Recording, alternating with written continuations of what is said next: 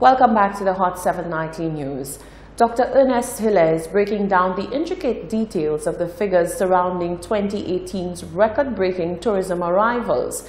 He says while certain figures climbed, bigger and costlier figures fell, doing more damage to the island's economy than good. Rochelle Gonzalez reports. Tourism Minister Dominic Fedee has been challenged by the opposition St. Lucia Labour Party to be more transparent with the small print of his announcement about record-breaking tourism arrivals last year. During a statement on Wednesday, Dr. Ernest Hilaire said whilst it's true that there was a 10.2% rise in tourism arrivals to the island in 2018, which set the bar at 1.2 million guests, the figures were delivered in a deceptive and distorted manner. The minister did not state that stay-over arrivals, which is what is the core of the tourism industry, had only increased by 2.2%. It is stay-over arrivals that provide the highest visitor spending and is most significant revenue source for St. Lucia. The 2.2 increase was largely caused by an unusually high increase in March 2018. No explanation was given by the minister for this exceptionally high increase. It may be due to the large number of visitors for the traditional Easter weekend. Importantly, since March 2018, with that unusual high stay-over arrivals, there were less stay-over visitors to St. Lucia for March to December 2018 compared to March to December 2017. Dr. Hilaire asked Fedee to explain why less visitors came to the island for the last 9 months of last year. He went on to say that the much-hyped Soleil Festival, which was touted by the Prime Minister Alain Chastanet as an extensive events calendar with no shortage of amazing places and sites to visit, was a waste of time, energy and money. St. Lucia Food and Rum Festival, January 2018. Peak time for tourist arrivals in St. Lucia. There was only a 3.5% increase over 2017. St. Lucia Jazz Festival, May 2018. 841 more persons came into St. Lucia over 2017, a 2.7% increase. St. Lucia Carnival, July 2018. There was a decline of visitor arrivals to St. Lucia. Roots and Soul Festival, September 2018, a decline of 6.5%. Arts and Heritage Festival, October 2018, a decline of 7.1%. CPL and Mercury Beach were held in August 2017. 768 more people came to St. Lucia, a 3.3% increase. From these figures is the Soleil Summer Festivals achieving its stated objective as announced by the Prime Minister. Dr. Hilaire also exposed the details of the cruise ship arrivals, which drove the overall increase. The number of cruise ships coming to St. Lucia is declining from 423 to 370 ships, a decline of 53 ships or 12.5%. So our increases are because bigger ships are coming to St. Lucia, not because more ships are coming to St. Lucia. Again, we have to ask the Honorable Minister, why are the number of cruise ships coming to St. Lucia declining so significantly? The tourism figures show also that St. Lucia performance with stay-over visitors among other Caribbean countries is declining. St. Lucia was leading the region in increases in stay-over tourism arrival between 2012 and 2013. That position of the leader was lost when the largest hotel in St. Lucia was closed to make way for the Royalton Hotel. Presently, Dr. Hilaire said, stay-over arrivals to our region increased by approximately 6% in 2018. Therefore, St. Lucia's 2.2% growth has to be seen as slower than the average competitor in the region. Reporting for Hot 7 News, I am Rochelle Gonzalez. Thank you, Rochelle. The celebration of St. Lucia's 40th independence anniversary is underway after an exciting calendar of activities for the year-long observance was launched back in December. One of the activities is the annual Prime Minister's Independence Ball to be held on Saturday, the 23rd of February 2019 at the Sandals Grand Resort. The event over the past 2 years raised over 150,000 EC dollars for several worthy charities and causes on island. The event is usually heavily patronized by the business community as well as the diplomatic corps and heads of state. This year's ball, being a part of the milestone celebration of the island's 40th independence anniversary, has attracted some star power, as Prime Minister Allen Chastanet has invited renowned St. Lucian actor Joseph Marcel to host the event, and famed music executive and entrepreneur Steve Stout to be the keynote speaker. There has been much anticipation about homegrown Joseph Marcel, the acclaimed stage and film actor who is best known for his role as Jeffrey on The Fresh Prince of Bel-Air, which starred Will Smith. The Masad Boys Training Center is celebrating a major achievement after one of its former wards achieved a CVQ in welding. The teenagers' success and dedication could mark the dawn of a brighter image for the Boys Training Center. The Boys Training Center is hoping to shed the negative stigma which has been attached to them for many years following the success story of a former ward of the facility. The center recently celebrated the achievement of teenager Dean Ajoda, who for the first time in the center's 58-year history achieved a Caribbean Vocational Qualification or CVQ in welding. Auto mechanic and welding instructor at the center, Vincent Samuel, said although it was not the easiest of tasks for Ajoda, coming all the way from the west to the north of the island for each lesson, he persevered regardless. It was a great achievement for us here at the Boys Training Center because this is really the first of its kind. It was a historic moment for us, seeing a former ward who was once here, admitted at the center, of course, after being released, returned here. And of course, he continued the program which he started. It was not an easy task for us because my head of department, Ms. Joseph, really spoke to his parents along me. And we worked hard with him. Eventually, the parents agreed. He returned 3 days a week, very committed to the task. He completed the program, got assessed, and now he's certified in the Level 1 welding program.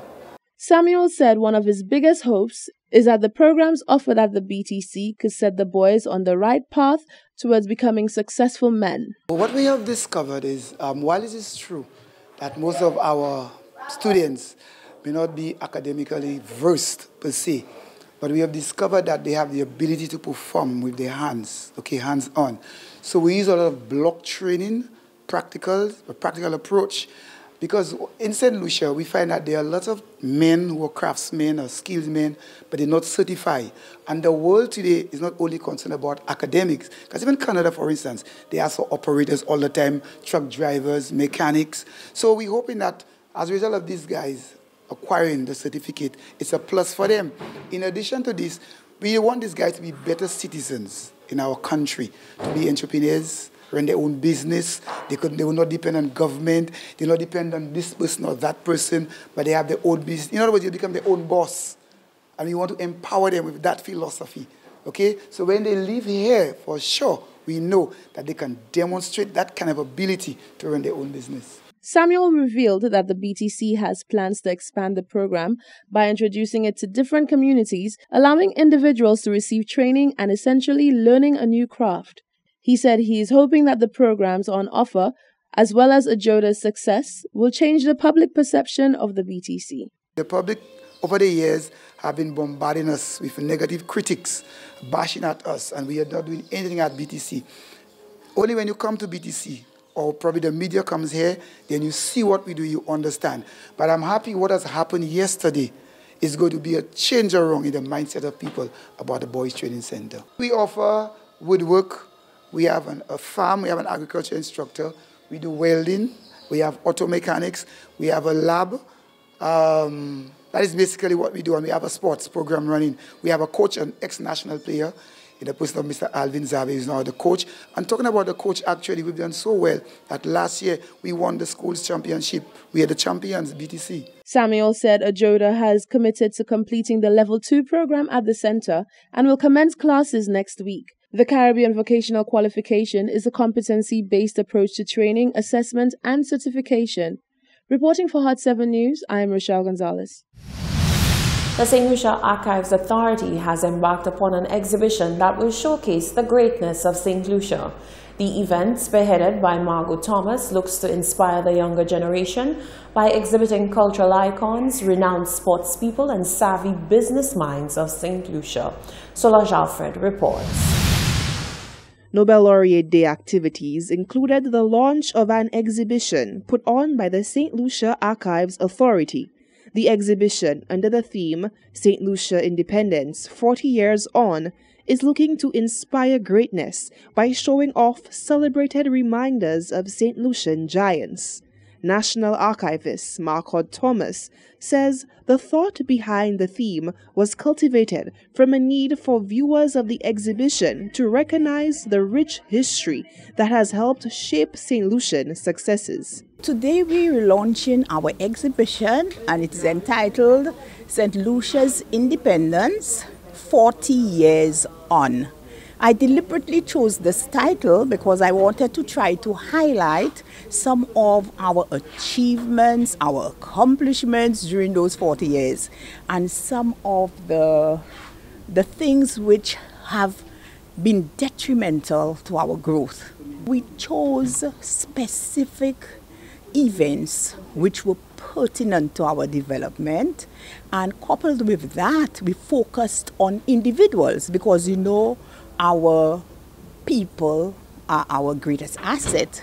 So we focused on sports people, business people, people who are musicians and entertainment, in entertainment, and we looked at pre-independence. This is important because especially for our young people who are less than 40 years, they do not know some of the problems, some of the challenges, some of the turmoil that we had, especially during the period 1978 to 1982.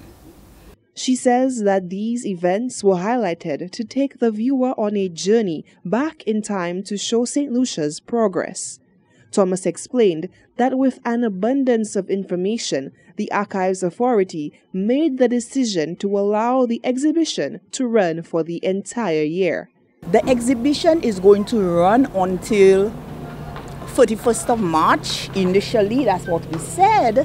But now, with all this information that we have gathered, we are going to run it throughout the year. And every month, we are going to execute changes. So we're going to highlight new things. The exhibition can be viewed at the National Archives Authority at VG. Other activities for Nobel Laureate Day included academic discourse, which was held at the Sir Arthur Lewis Community College, and the production by the Sal CC Drama Club entitled Eternum, which takes place at the National Cultural Center on January 23, 2019 at 7 p.m. Reporting for Hot 7 News, I am Solange Alfred.